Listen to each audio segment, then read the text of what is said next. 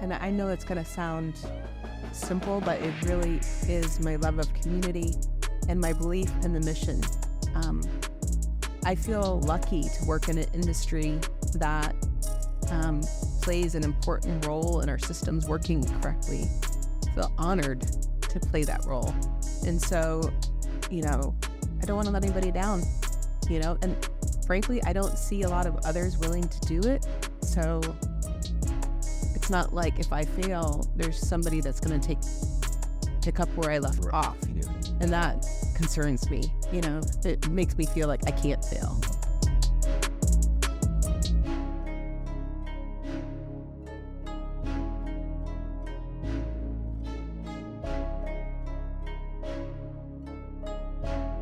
Welcome world, welcome family to another episode of the EL2A podcast. I am your host, Jamie Gilmore Jr. To the right of me, I got Mr. Military Man. If you watch our podcast, you know I would call him Mr. Military Man. To the right of him, we got the Rocket, Mr. Eddie Rocker. And to the right of him, we have a very, very, very special guest, Miss Jennifer Hunt Murty. All right, so Miss Jennifer Hunt Murty, if you don't know, she's the owner, publisher, journalist of the Ocala magazine the Ocala Gazette and the Ocala Style magazine. All right, so she's a very special person. You wear so many hats. Thank you for joining us today, Jennifer. Thank you for inviting me. All right, so how we start off our podcast. So it's usually males. Oh, this is very cool. So if you don't know, now you know. You're the first woman that has graced the stage of the EL2A podcast. So you're going to go honored. You're going down in history. You're going down in history. So, but definitely, the way we start our podcast, we do mental health check-ins. So in the line of work that we work in, is definitely the line of work you work in as well. It can get a lot of mentally draining, and a lot of things up there can get to moving on. So we like to check in on each other. So we ask from a scale of 1 to 10, how are you feeling? So 1 being the worst, 10 being the best. I'll start with these gentlemen. I get to you so you can see how it goes. So Mr. Miles, how you start? They 1 to 10, sir. Feel up with it.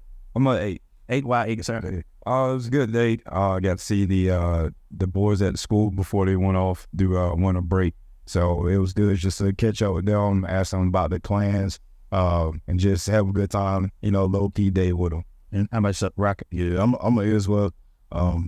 Holiday spirits. Going into schools, I seen a teacher dressed up as a elf. It was kind of weird, but either way, just, getting in the holiday spirits, and just like Ma say, wishing the kids a happy and safe holiday. Sure, that's all. All right, our special guest, how about yourself? 1 to 10, how you feel? I think I'm a 7. 7.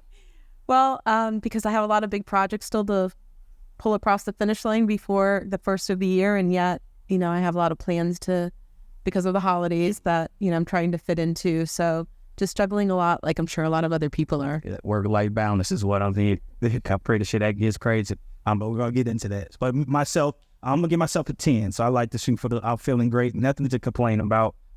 Being able to get to. We get to be here. We get to do what we do. It's a blessing. It's a privilege to be here. So I'm a 10. So, but there's so much to unpack. So for yourself, again, when I started off, I said owner, publisher, journalist. So one can think, how can she do all three and make this thing go? But before we go there, we have to know who's the person behind all this. Where do you come from? How did you get here? What makes you who you are? So tell us a little about yourself. Okay, that's a pretty broad question, but I'll try. I moved to Ocala from Fort Lauderdale about 17 years ago. And Fort Lauderdale, I was there till I was about 30. So a big portion of my life is South Florida. I had a little bit of a culture shock when I first moved here and moved to Denellen. Everybody was so friendly, culturally it was different. But it really grew on me. And I, didn't have maybe the traditional education opportunities that some people do right after high school. So my college was over a 15-year span, working during the day, going at night. I'm grateful for it, but, that definitely impacted some of the career choices I made. I don't have any children, which is maybe one of the biggest regrets of my life, but I do look to make an impact on younger people where I can, and that's why I have so much respect for the work you all are doing.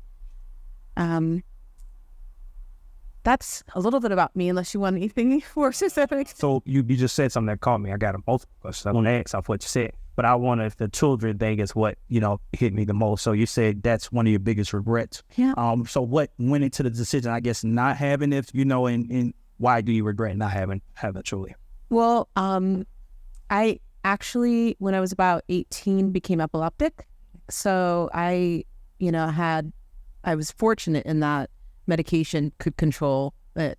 But if a woman is pregnant, that impacts the medication she can take. And so, I would have been high risk. So that was one of the reasons. And just the marital situation was never, the best circumstances for bringing kids in. I wish I would have adopted maybe instead. That's a regret. But my partner wasn't open to it. So, you see what you have to do. I actually thought about that at this age. And I was talking to my brother who has little kids at home, and he's like, Jennifer, your life would have to completely change. Like, you'd have to change what you did for work, where you lived, everything. I really don't think you should. So, It sounds like some good advice. But going back to your story, so your upbringing, what can you say? So did you come from a 2-parent household, or how was your upbringing? My parents split when I was a kid. My dad is a Vietnam vet with significant PTSD issues, so he wasn't around a lot. My mom really pulled the bulk of providing for us. I'm super close to my dad to this day, though, and as I've gotten older, I've gotten to understand how some of the things he went through impacted his ability to father us. In some aspects, though, he was an amazing father because definitely got unconditional love from him, when he was around. So, I'm grateful for it. I'm grateful that my mother was disciplined in making sure we were, part of a congregation, had vacation, had the basics we needed. So it definitely impacts the way I look at, what it must be like for all of you to raise kids and mentor others. That's a very mature state to be in. So in the line of work that we do, we often deal with young people that don't have their father in their life. And it impacts them in a bunch of ways. And for me, somebody that had my father, it's hard for me to be able to know that feeling or be able to, see eye to eye with them. But sometimes and often, that's one of the things that touched me is like, man, you won't be able to feel that loving I got from my father. But to have a person on the stage like you to say, hey, my dad wasn't, but we have the best relationship now. So that lets me know that there's hope in the situation. So how did you go about mending that relationship with your father? I think, I think I hate to speak for my siblings. I think we had resentment when we were younger, but as we got older and understood more of the facts surrounding his service, those are things you don't tell your children. But he did 2 tours in Vietnam, and his battalion, sustained significant losses. So once I understood some of the things that he went through at a very young age, it just it gave me a softer lens, to view some of the things he would do. Oh, man. So I'm sorry. Yeah, or could not do. So, and again, so you see the things that we do with the kids, and again, hearing your story and your background as far as with your father. We took a poll last week. I think we all have taken polls with the kids to see all right, who has their father and who doesn't. Majority of the room they do not have their father. So you have them in front of you right now for the ones that do not have their dad in their life. What motivation? What would you be able to tell them in order to try to motivate them to let them know that it'll be all right? Ask questions. And I think that's true not just with maybe a father you don't understand, but anybody you don't understand. Ask questions till you do, There's something my mother always said that I carry around all the time in my head, and that is not everybody has the same to give. And I think sometimes you can let go of resentment in relationships when you get to a point where you're like, okay, they don't have it to give me. Not that they're trying to be stingy, they just don't have it to give. And I don't know, it's helped me. Yeah, that's and that's powerful. I have it again. We could take that. So we're gonna get to what you do now, because that's a lot. That's a lot to dive into. But how did you I want to know the roadmap. Like, how did you get here? So obviously, when you see somebody name and it says owner and it says these things, you look at that person. I want to own something. I want to do that, but you don't know what took to get here. I'm pretty sure there was a lot of bumps and bruises, or even the young lady that grew up in Fort Lauderdale. Like, what was her dreams? What did she want to be? And I would think that it's not probably what you're doing now. I'm pretty sure things have changed. So kind of take me back to, when you was a young girl, what were your aspirations? What did you want to be? And take us to the journey to get to here to the person that's owning up the Gazette. So if you would have looked at my yearbooks from high school or whatever, I wanted to be a missionary. I was raised very religious, and my aunt and uncle were missionaries in Africa. And I grew up on just thinking that would be the coolest life. When I became epileptic, that sort of opportunity left. So I ended up starting college. I was very interested in the legal field. My grandfather was a lawyer. And I started working in that field and would stay in that field for 22 years between Fort Lauderdale and here. And I thought the natural progression would be to go to law school next. But if I'm being honest, there was sort of a glut in the market for lawyers, and they were making the same amount of money out of law school that I was already making. So it just, there wasn't the incentive. And also, I had sort of gotten to a point where I was about as good as I could get in that field. And so I wanted a new challenge. So I started thinking about businesses that I could possibly, shift those skill sets to. And one of them ended up being publishing. An opportunity came along to buy Ocala Style magazine, and I bought that in October of 2018, so a little over 5 years ago. I worked hard to try to up-level it in some ways, and especially the quality of the storytelling. But I always had a passion for news. And I remember the moment I was sitting at my desk and I heard that there were another mass layoffs at the Star Banner. And I was like, that's really bad. So it really, that moment was really pivotal to me, because it started me down a path of saying, okay, what would it take? What synergies are there between a magazine staff and a news staff? Let's see, that was in March of 2019, and we launched the newspaper in the summer of 2020. So, wow. So do you have a background where you raised? Did your mom, anybody own a bit? So what I'm hearing is a person that worked, obviously you were able to make some good money because you were part of a magazine. I'm pretty sure it wasn't cheap to buy it. Lucky you ready to tell me how much it was. Oh, I can tell you. I'll speak honestly. Okay, how much did it was? Well, that was a learning curve. So, and maybe this is an example or a lesson I'll share that I've learned the hard way. When I bought the magazine, it was 20 years old, and so you had financials associated with it to look at and say, okay, there's this much revenue. But if you remember, it was only about a year and a half later, COVID started. And nobody could have ever guessed that type of disruption in a lot of industries. And so revenue dropped. The first month, it dropped 60%. It's recovered only a little bit. That industry continues to try to rebound. And so, yes, I spent a lot of money on something, but I'm, it's not like, It ain't agreeing yet. No. And so I very much have treated this as a passion project in a lot of ways.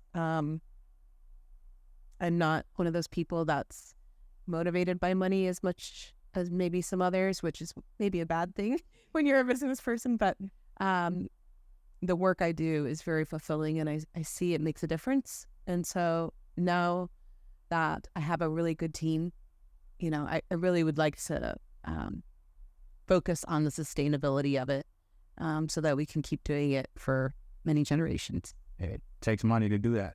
You understand? So even in the work we do, and we are very aware that this is our passion and purpose and all those things, but in the day, this is a business.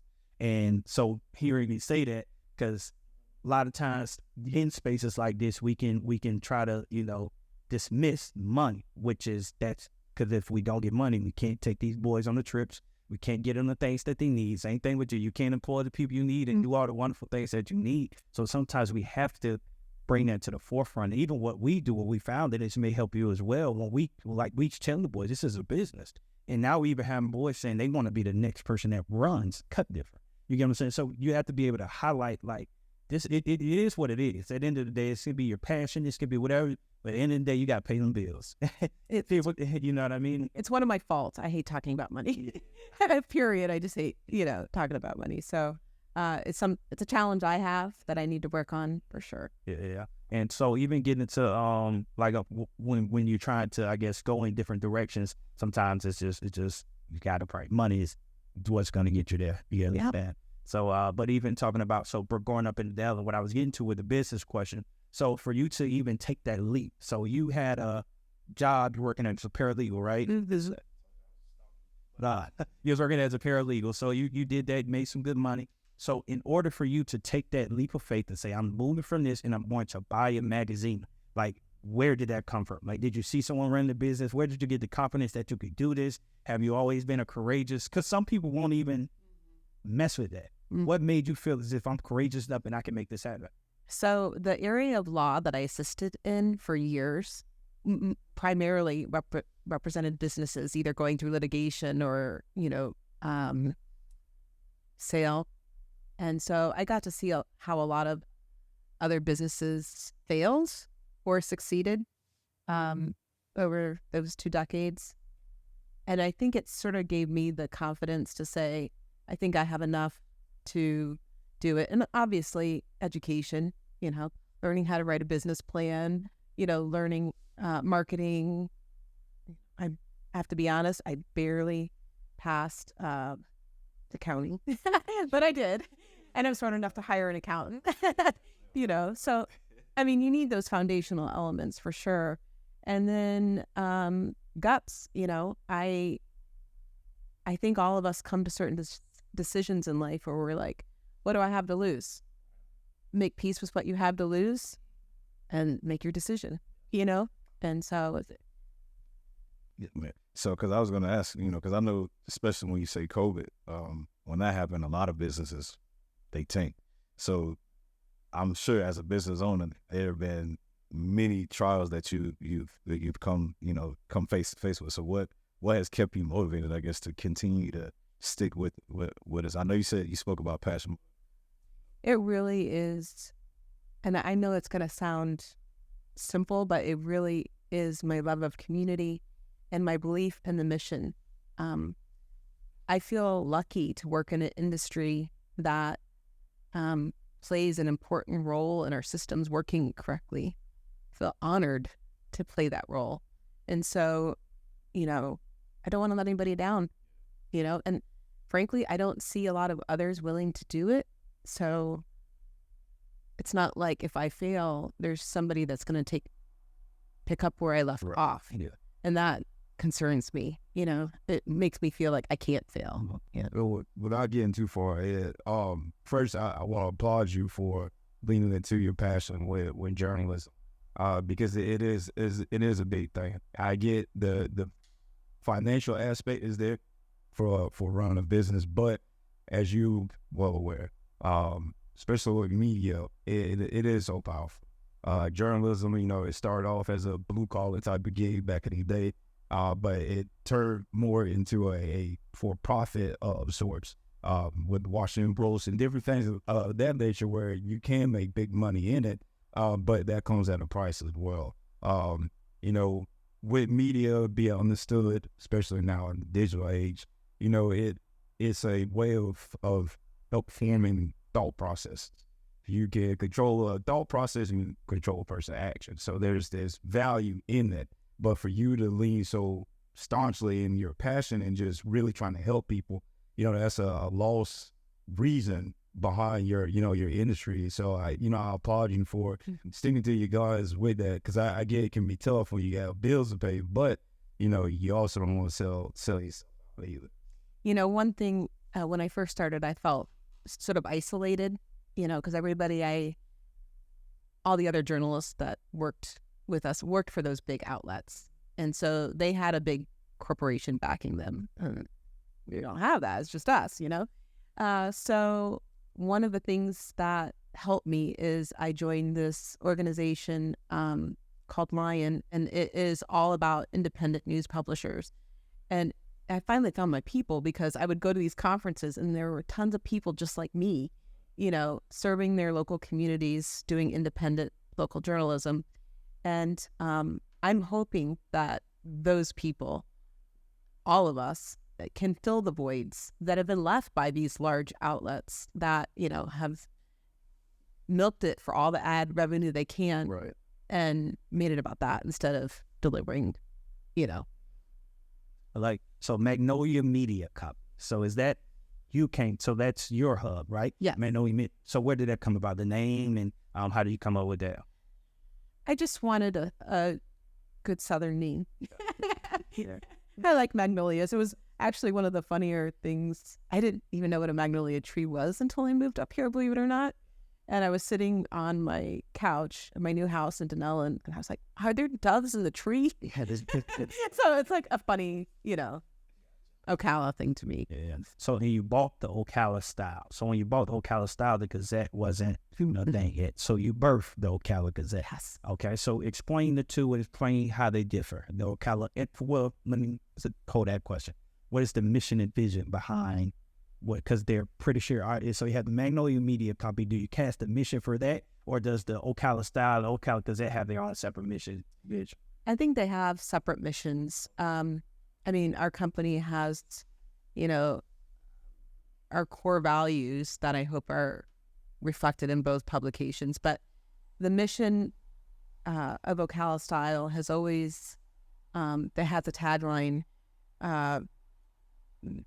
real people. I can't believe I just forgot it. It's more the long form type of, storytelling. And it takes a lot of production, because the imagery is really important when it comes to a magazine. So I have got a great team there. Susan Smiley Heights, the editor for that magazine. And Nick Steele, he was the prior editor, but he's still playing a big role in the visuals for it. Some of the pieces that I'm most proud of publishing were in Ocala Style, believe it or not. And one of them was telling the story of desegregation, but from the students' perspective locally. They were getting up there. So we wanted to capture their stories before they were gone. Then the Gazette has a very similar, mission. With Ocala Style, we're also trying to do profiles so you can get to know your neighbors. But with the Gazette, it's a little harder hitting. We cover politics, which the magazine avoids. And we also focus a lot of our resources on government reporting. So there's also breaking news. The magazine, have that struggle. So it's just different. And it seems like a lot. So when I'm thinking about, so you are in your role, you're overseeing both of these publications, right?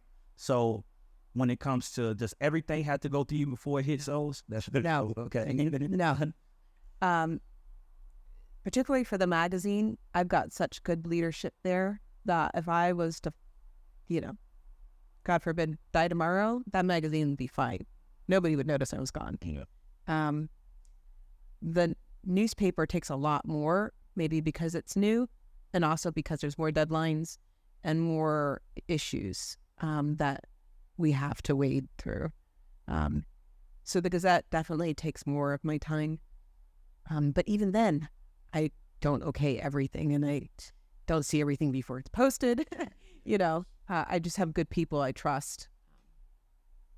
So with the Star Banner, you just mentioned the Star Banner not too long ago. So obviously the Star Banner was huge when we were. When I played athlete here, couldn't wait to Saturday to open up the Star Banner to look at the sports section. You all also do a good job of sports stuff too. But what I'm getting at, when you see, when the Star Banner dwindled away, did you see the opportunity there, or is there something like you did differently to be like, okay, they did this wrong, we need to do that right, type of thing? Mm-hmm. I don't know that I felt that they had done something wrong, at least locally. I think at a corporate level, they stopped investing in local news, and they didn't just do that to our community. They did it to a lot of communities. I mean, the company that owns the Star Banner Gazette, it's hedge fund. All they care about is working. So it's just, you're going to get a different type of paper depending who owns it. Right.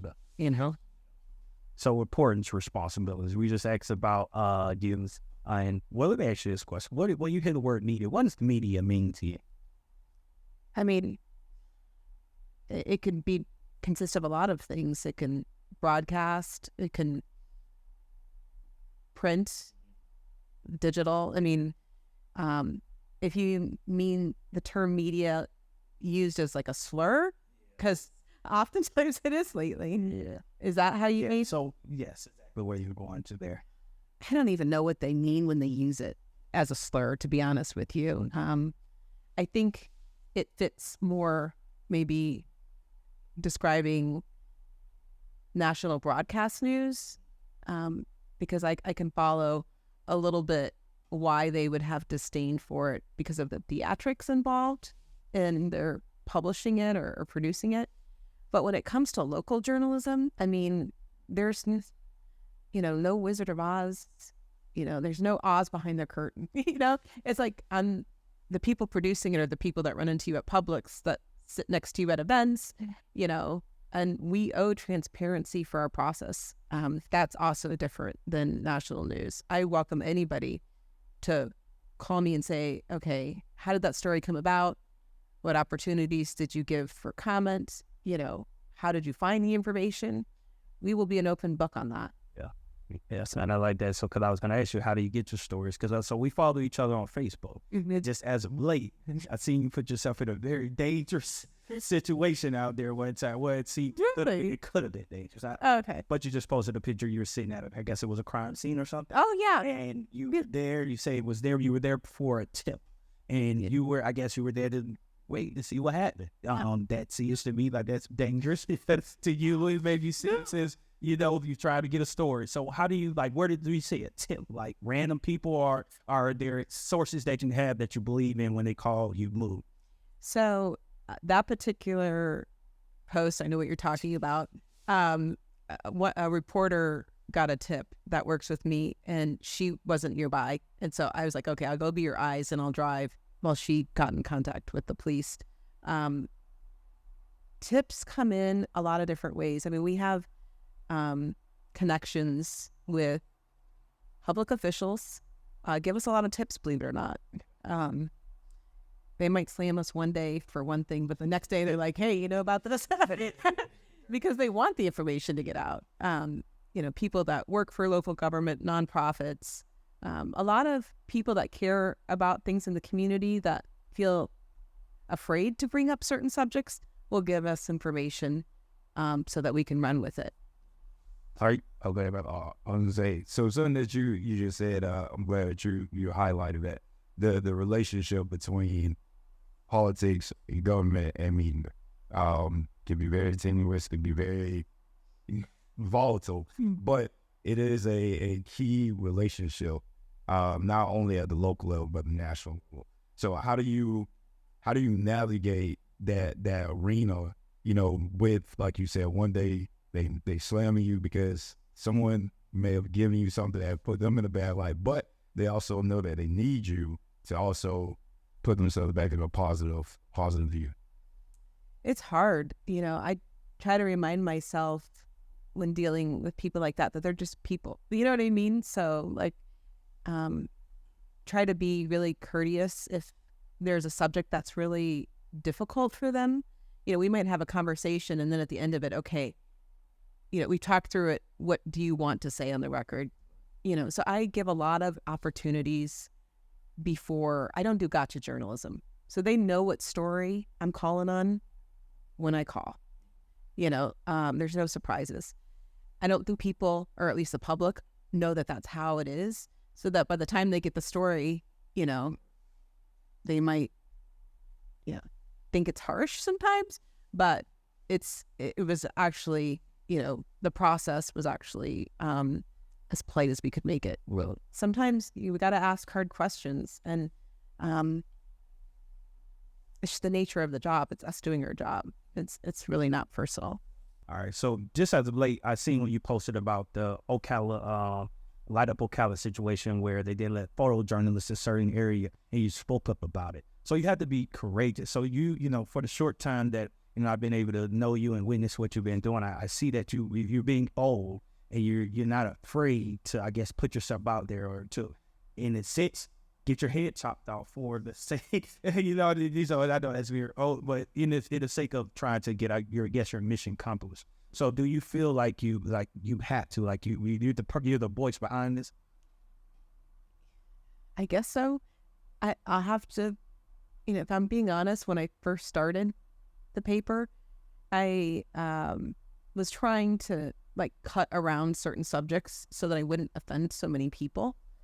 And I finally just got frustrated, okay, I'm going to have to let go of this need to be liked and just do my job because, I'd rather be respected, and play the role a newspaper is supposed to play rather than be liked. And it was just a choice, So do I feel like I have to be the voice of fighting for the public's right to know?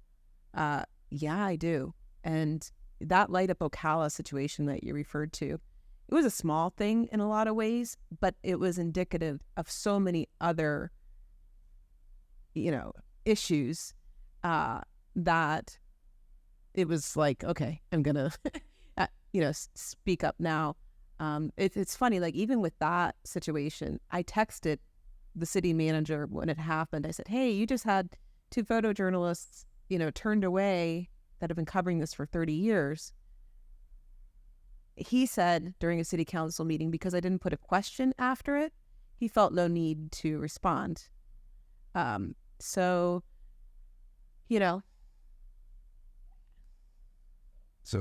with those sorts of things that happens, I know that you said you were part of a independent media group. So when you get into media, there is going to be regulated to some extent. So that's when you start getting, politicians and people involved on just kind of the processes of journalism in general. So it goes back to that relationship between politicians and journalists that we're speaking on. What type of lobbyist efforts have to, come about for things like this? Like you said, it on the surface it seemed like a small thing with it being just Light Up Ocala, but the implications can be a lot greater where, you're denying journalists access to certain things, you're denying the public a certain ear to certain things that happen. So with that independent group, how do y'all kind of navigate that so that, like you said, small things don't turn to deep? I'll give you an example of something we're trying to navigate right now with the sheriff's office. Maybe that will give you a lens into generally how it works. We reported earlier this year, a man by the last name of Whitley died at the jail. He had no criminal record. He was mentally ill, though, and his elderly parents could no longer keep him at his home with them. And having no resources to handle this, very large schizophrenic, individual, they asked the cops to evict him. And so when he resisted them, he was arrested, put in jail. Well, he died in jail a few days later after being tasered. The problem that we have with the story is we asked for the footage of when he was tasered, to see what the situation was. And there are exemptions for providing that footage to us. We were told that the 6 officers that tasered him had no choice because he was big and out of control. So we reported on what we could, but the family was able to get the footage under sort of like a gag order that they not share it with the public. And they told us what they saw. And it was different than what the sheriff's office told us what they saw. So we reached out to the sheriff's office and said, okay, this happened in the cell. You giving us the cell footage is not going to compromise jail security. The public needs to know what's happening to the mentally ill when they are jailed. It's a bigger societal problem. So please, give us the cell footage. Let us see for ourselves whether what you're describing is the case or what this family is describing is the case. I'm not going to agree. I offered, I said, I'm not going to agree not to go file a lawsuit for the footage to be released because it's of public interest. But if you prove to me that the footage is as you say, then, there's nothing really to report, But if what this family is saying is true, then the public needs to know. So I'm waiting to hear back from the sheriff's office on whether I'm going to get that footage or I'm going to have to go file a lawsuit. Right. And I will file for it because the public does need to know. So that's an example of what we're willing to do. And, sometimes standing up to powerful people, there's not that many people can do it because they have fear of retaliation. I mean, there's a lot of nonprofits in that spot trying to do the right thing that fear of retaliation for it. So that's where I feel like we come in to sort of call out the elephant in the room, and I think another example of that is what we did with the sheriff's office when they were constantly posting about youths that had gotten in trouble. I mean, just completely counterproductive. And so we started to make a big deal about it. And I do believe that it's helped some because it's not happening as much. So, it is our role. Playing with the power to beat. I was just saying, it's like Jamie said, it's like, hey, you really have to deal with it. There's certain things that you have to deal with within that profession, I guess. And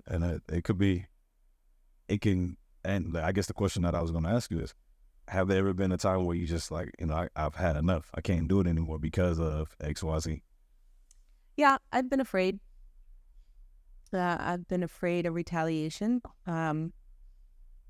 But again, what keeps me motivated is helping people that don't have a voice, serving that greater mission. I got a letter in the mail. I posted about it. I don't know if you saw. I was having one of those days where I was like, why in the world did I sign up for this? And I got a letter in the mail, no return address, handwritten, basically calling us woke and saying that, don't I understand, Marion County is never going to accept, gay or trans people. Yes. Have all the reporting. This is what they decided to send me this handwritten letter on. But it did its job because I was like, oh yeah, this is why you're doing it. Because I want to serve all of Marion County. I want to reflect all of Marion County in my coverage. And so even the adversity sometimes is an encouragement. Gotcha. Yeah. So you got to be built different. Like, and I'm trying to get, so do you do any sports or something?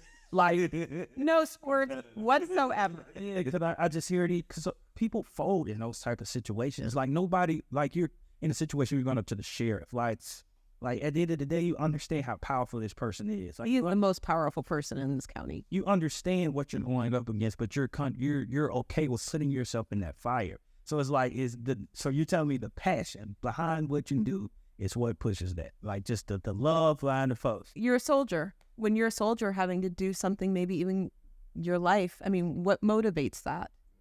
Yeah, we talked about this before. It's a call to serve on the heart in itself. And the first thing that you said was that you wasn't money motivated. That's why I made mention to applaud you for that, because if you were, you probably would have folded in these situations, to be quite honest, because when you have your heart set on things that's money or anything that's purchasable in that aspect, you by default also purchase.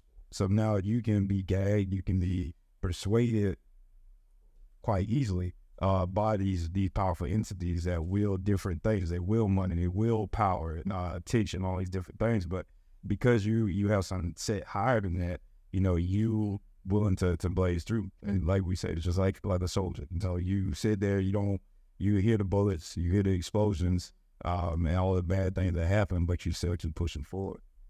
I feel like this is the most patriotic thing I will ever do in my entire life. Brilliant. Yeah. And so, and I don't have children, and so I can live simply. And so I think it makes it frustrating for those that will try to retaliate. I mean, I've had elected officials go on Facebook and say, call all their advertisers and tell them to pull out. It's like, it's sort of comical, but sometimes it works. Yeah. Yeah. Have you ever had any entity that tried to put you in their pockets? As far as oh yeah. So what is that? What can you give us a story of without? I don't know if you could say it. If not, we get it. But how does that work?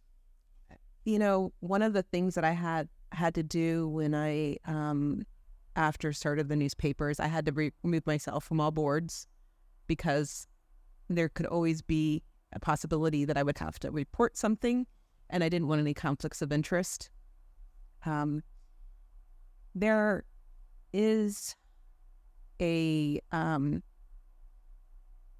thought by some advertisers that if they spend money with you, that you won't report what you're supposed to. I would say that especially is true with government agencies. So, for example, we qualified to run legal notices, our newspaper. It was really hard to do. In fact, probably the hardest thing I've had to do about news yet.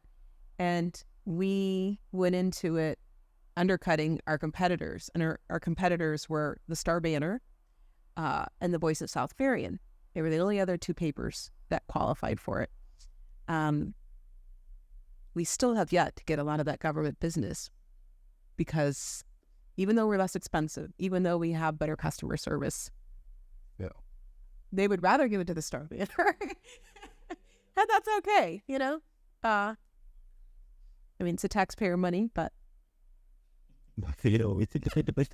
so especially with how things moving to be almost exclusively digital, online and everything else, and with that ad, investment part of that, which is so vital online in general, is how do you insulate yourself to where it's like, well, ads are the name of the game a lot of times, and you have these people approaching. Now you have a more digital market.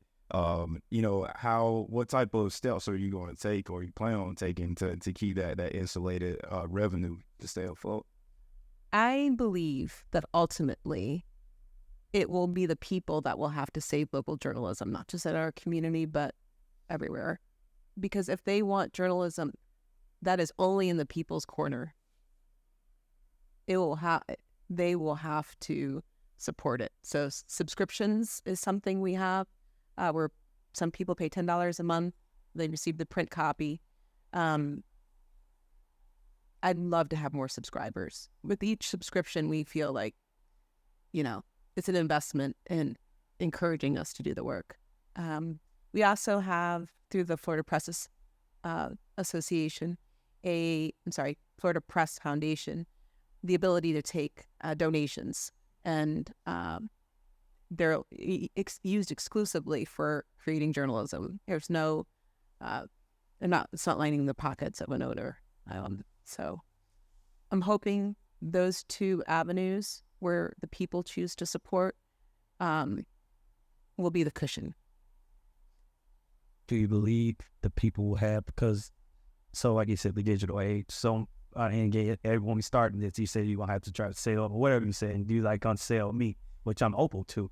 But so what is your, what methods do you have in place to sell people, especially when we're talking about younger people. So that I don't know if you have any strategies to try to get a hold of the younger population, but at the end of the day, those young folks are not trying to go pick up no newspaper or do any of those things. So, so are you doing anything right now to try to get to our younger population?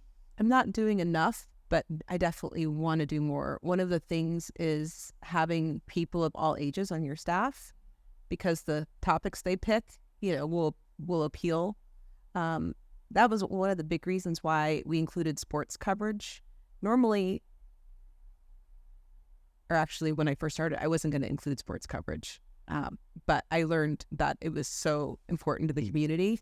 So a big part of my budget goes to it, and I would like to really get in the mind of some of these young people to see what they would want to learn about. I think it goes hand in hand with the apathy a lot of the people under 50 really have from participating in the rest of the community. You can see that by just looking at voter turnout. Under 50, turnout is dismal. Sure. And we're not talking kids. My age, they're not showing up. So how do we engage them? I mean, that's what we're thinking about all day. But we're also trying to serve up the things.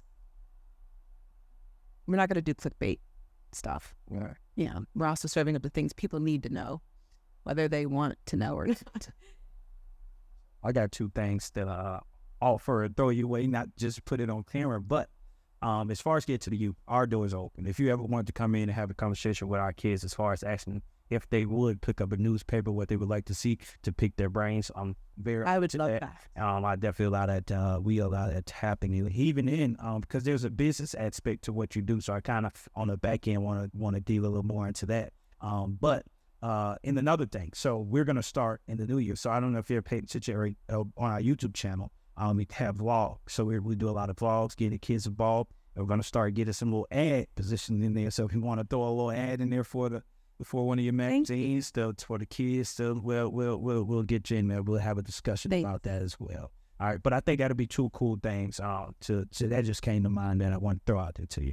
And another thing, competition.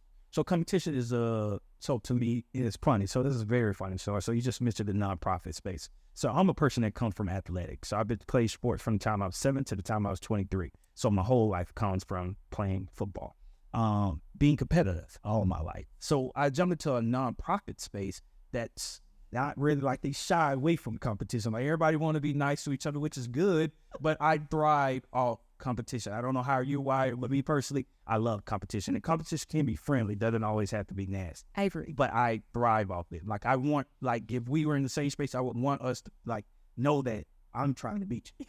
Like my goal is to beat you. Do you have any competitors here in Ocala? Like who is pushing you? Who makes you wake up and say, I need to make sure I'm one upping them today? So, business-wise, yes, I have lots of competitors. Anybody else selling advertising, I guess technically is a competitor. In fact, that's one of the frustrating things about it is that I'll ask a business, hey, why did you pick this magazine over ours? Because we're friendly enough that I can ask. And, sometimes I find out the magazine gave it to them for free to fill some pages. Can't compete with that. And the other thing is I don't think that the advertiser sometimes understands that not all the audiences are the same. And Ocala Style has got more than twice the followers on social than any other magazine in town. I mean, that alone shows how loyal our following is. As far as producing content, we have no competition. I mean, because we try to over-deliver, and nobody else wants to work that hard. And I'm sorry, but they don't. Yeah. Where does that come from? Like, keep getting back to, so where do you get this spirit from? You didn't play sports. Like, where did this come from? Like, because everything, if we go back and watch this from the beginning to now, the person that's watching this say, this is one competitive person. They're going to say, we don't want to use a bad word, but I don't like to have stuff. No. It's like, whatever you're going to do your best. And, when your motivation is to do your best, then I'm competing against myself, you know. And most people get, when you think about motivation, a lot of people say, my kids motivate. And you don't have any kids. So it's like, so that motivation comes from literally within. And as far as, I guess, just being the best you could be from the work that you're doing. I love the community. I'm trying to be the best version of myself I can for them. What do you find the most rewarding? What's the most rewarding about what you do? When we're able to shine a light on things that need addressing, I'm grateful for those times where we've been able to come to the defense of, you know, whether it be juveniles that are being plastered across social media in a derogatory way, or expose, you know, malfeasance by government. I'm proud when we can do that, because it takes a lot of work to bring those stories across the finish line, and nobody else is doing it locally, really. So, makes you feel unique for sure. We know a little about that. It's more, but so that's the reward. And then when they say, so we talked about a plethora of things as far as that may hinder you or try to stop you from doing what you're doing. What if you had to pinpoint challenges, like your biggest challenge, or maybe a top 3 biggest challenges with getting the work done that you do? What would they be? You know, I wish I was a real savvy business person that, you know, would think more about money. You know, that's something I have to work on. I would love to find somebody who was this great business manager to come in and handle all that, so I could just focus on the journalism part.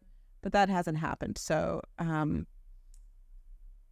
if I could get that where it was sustainable and I wasn't worried all the time, that would be the biggest relief, you know. But I know it's something newspapers all over the country are facing, so I'm not alone in it. What is the biggest story you all ever cover? So, like, what is the one story that got you plethora of viewership and subscribers that just made you, or what solidified you? You know, there's that one thing that always solidified you. What was that one that you think that just made you into who you are today? I think when we started, we had to earn some cred, you know, like, are you going to really do this? And so there are a few stories where I feel like we really filled a void that the public responded to. One, I think, was our reporting last year about impacts to the farmland preservation area. People are really sensitive about development, and they're getting tired of some of the excuses they're getting. And so I feel like our reporting of development has gotten us, you know, some of that. And then personally, I did a lot of reporting on the fire fee, the illegal tax, and that also got us a lot of cred. So people got information that they would not have normally. And this is actually a tip that I got for myself. So maybe you can help me in this. So what are your marketing strategies when it comes to growing your audience? So for what we do, we're constantly thinking, like, how can we reach more people? Obviously, we're here. People, everybody here doesn't even know about us. So that's a goal. But we want to go national. We want the world to know about us. So it's like, so what are your strategies when it comes to marketing and getting people, you know, to know who you are? Well, you need to have a good value proposition, you know. So what we do is, like, with youth, you know, what's the value proposition to those young people to get them to read us? Well, I mean, they like to see their faces, you know, printed, you know, their touchdowns reported on, their science projects, you know, want to be inclusive. And I feel like by being inclusive, it's one of your best marketing strategies if you're in media. And so we try to touch as many parts of the community as we can, all types of people, and, you know, win them one by one. For yourself, so when it comes to you, I guess, writing or publishing something. So it's funny, I don't know if you remember, I think it was at the NAACP thing, when we sat at the table together and her name Willie Warren. World. Yes. So that whole situation was going on, and you were fully on top of that. Mm-hmm. So when it comes to you taking on stories, is it like usually when it's the big deal like that, or how do you pick and choose what you take on? So with Monique, because of my legal background, I was very interested in what was happening. So I took that because I wanted to talk to her, and she was a cool interview. And she called what was going to happen. She was right. Yeah. Other stories, particularly the ones that are legal in nature, I take on because, again, that's my background, and I really like it. Especially those stories where I'm going to have to spend all weekend, going through 5,000 documents or whatever. I can't pay anybody to do that. I can't afford it. So I take those stories myself. So as we wrapping up, a bunch of things that we talked about, and I want to know, how could we help you? Be allies. When you hear somebody, maybe slamming the paper, calling us fake news or whatever, media as a slur, be an ally and point out all the good reporting that we put out that they might not disagree with. It's so easy to demonize certain industries, and I hate to see that happen with us when it does. The other way is if you could share the message that, local journalism needs the people if we're going to do the job that people want us to do. So, it's a two-way street. And recognizing that we're relying on each other would be very helpful. So, and I was thinking, and I was thinking about this as we were going into the interview. Obviously, this should have been asked earlier if I was asking, but I had to mention it. So when you think about like CNN, obviously they swing one way. Fox, everybody has their own agendas. When you think about yourself or in the publishings that you have, do you have a certain agenda? Like, what is your agenda? If somebody asks that question, what is your agenda? I get asked that a lot. So different than CNN and these larger national outlets, they pick up on partisan politics a lot. With local news, it shouldn't be as partisan. I mean, I know locally they make it partisan a lot of times. They'll ask somebody running for county commission, like, what's their view on abortion? Why does it really matter? I mean, that person has no authority over that subject. So I try to just keep things relevant to the topics that we're going to consider. I consider my own politics independent. In fact, when I first, filed to vote, I registered as an independent. It's easy for me to stay independent. And I, again, want to reflect everybody's values as long as they're, not destructive. To miss the paradox in and of itself, because, in order to get these people attention, a lot of times you have to be sensational. You have to fuel feed into their tribalistic, just thought processes. But in order to break that out of them, you have to educate them. Well, unfortunately, because it's not sensationalized, they don't want to pick it up. So I can definitely understand how that can be very frustrating for you being in your position where you're trying to bolster education, talking about different things like the farmland preservation, all that type of stuff. But then you have other papers that may ask the question, like you said, about abortion, which has nothing to really do about the local sector. That's quite a pickle kind of, we're trying to solve. Mm-hmm. So, how do you really navigate that balance? Especially when we're talking about gaining new viewers, gaining new readers, you have to have that bit in there. I know you alluded to, showing the faces, showing the athletes and the science project, try to give people a look. But when you only have so many pages in a magazine or so much time on the Gazette post, now how do you strike that balance out? Okay, this half is going to be educational and this half is going to be what's going to grab someone's eyes. I don't know that there's any magic formula for that. I mean, I watch what the chatter is on social, and I talk to a lot of people all the time to try to understand the things they're concerned about. One of the things I've done recently, because I received some criticism from the local Republican executive committee that I wasn't including their voices enough. So I said, okay, I'm going to do better at that, and I'm going to ask for editorial commentary on certain things. So like this week, we have a new state representative, Ryan Chamberlain, who has brought a bill that has to do with pronouns. And, I asked the Democratic local party in Marion County, would you like to provide commentary on this bill? And I'm going to publish it along with a summary of the bill so the public can read it and hear both sides and decide for themselves whether it's something they, want their state legislator focused on. Because we got a lot of big things, that we should be focused on, So They so with the Star Banner, I remember back in the day, I think it was Manatee. Was that what it was? Was it? I've heard that's beloved. Yeah. So I think they're still doing it.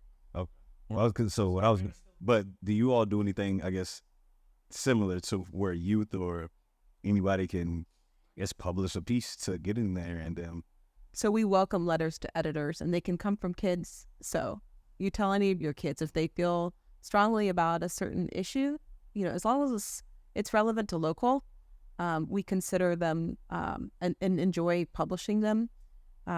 We do sometimes we've done some art competitions with some of the classrooms where we publish their art, the winner. Gotcha. So stuff like that. I wish I had more hands to do more of that type of outreach.